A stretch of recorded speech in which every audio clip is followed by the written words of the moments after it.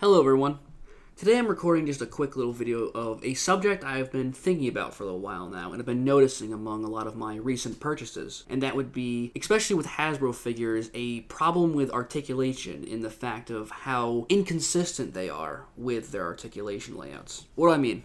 So on screen I have a picture of 5 figures. Some of them showcase specific problems I have with Hasbro's current approach to articulation, while some of them show what they should be doing and excel in flying colors.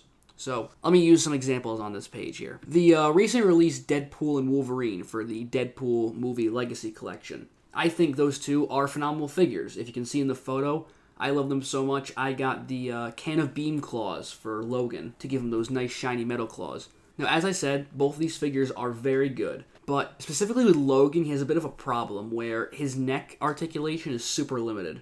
And that's because it uses a double dumbbell layout, which has been seen a lot in more recent Marvel Legends, especially with their Spider-Men. And it's an articulation layout that I don't understand, because it really doesn't improve anything from the old ball hinge. You can't get any better of a range with it, and especially noticeable on figures like Logan here, where he can't get his head all the way back to do those lunging poses you would see in some of the old X-Men movies. Deadpool, on the other hand, is damn near perfect. He could have gone with pinless knees, but that's not really much of an issue. His neck articulation is great. He has a 3-segmented neck, where his neck is its own ball joint at the bottom and at the top of it. And I think that's at least how they should have done Logan. And that's a design feature shared with Classified, but we'll get to that. Taking a quick detour from Marvel Legends, I'd like to quickly touch on the odd one out in this picture, which is Armada Megatron. I don't want to focus too much on Transformers because, frankly, it isn't as bad as an issue of Transformers. This figure is one of the more glaring examples of poor articulation with Transformers, in that they're dedicated to a transformation scheme in their minds, and they kind of build the articulation around that, and that leaves the figure very hindered. So with Megatron here, he was pretty infamous, as well as the recent Laser Prime as well, for having awkward shoulder joints that don't work as traditional shoulders and leads to very awkward posing. And if you can see in this photo, I upgraded this one too because I hate money. And I hate myself and I hate money. So he has the shoulder upgrade joints, which only go to show how simple of a fix this could have been. I know some people might rejoin with the idea that, hey, it was done so he can buy with Tidal Wave. Well, it's going to get locked up with Tidal Wave either way, so when he's at least separated, they should have focused on giving as much articulation in his separated form. It doesn't affect the transformation or any of that. It just makes him pose and, by extent, look much better. Moving on to the figure that inspired this video, which is Superior Iron Man. This figure is utter dog shit. I was baffled and horribly disappointed, as it's an Iron Man look that's one of my favorites. It's from one of my favorite story arcs in the comics, and I've been waiting for it for years. And it comes out, and half of it is just reuse of the old MCU Iron Man, the Mark 85 they did years ago. And what's not reuse is very poorly done.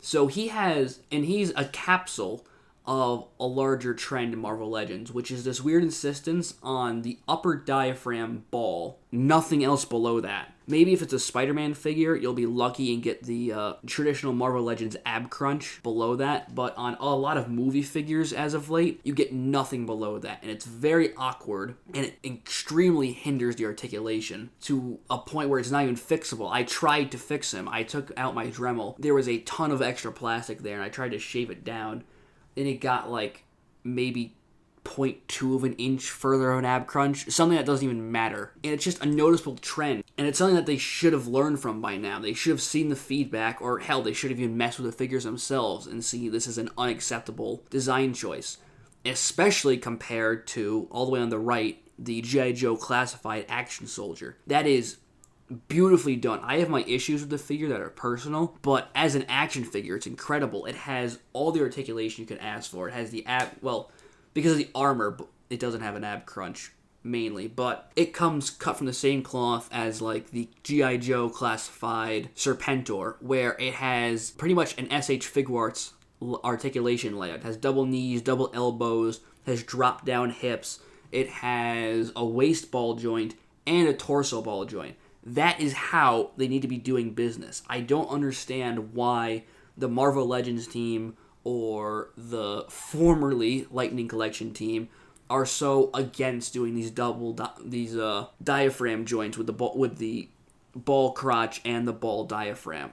It's proven, it's what all the imports use, and Classified shows that Hasbro is very much capable of using it. And it's just baffling why they don't. Even take the new Vulcan body, which is very fun. I've had a couple figures that utilize it, but why did they take the opportunity of this new mold standard to really push the envelope, instead just going back to the traditional ab crunch hinge they've been using for decades at this point? To kind of bring this all to a close, my main point here is that Hasbro can be doing much better with their articulation. They should have a more unified articulation layout, especially with their more traditional action figures, so like your Marvel Legends, your Classified, and Star Wars Black Series to a lesser extent. Star Wars Black Series, they should be learning from the fact it has at least a unified articulation layout, which has been only improving over time. But especially with Classified and Marvel Legends, they need to have a more ironed out articulation system and not this basically frozen torso from the diaphragm down like Superior Iron Man. That's just ridiculous. And they should be more mindful with Transformers on how they engineer them and get rid of Hot Rod shoulders. And Trigger Happy shoulders. Those are stupid. They've been stupid and they need to go. Well, that's pretty much all I gotta say. Thank you for watching. Aviator Dan's signing off.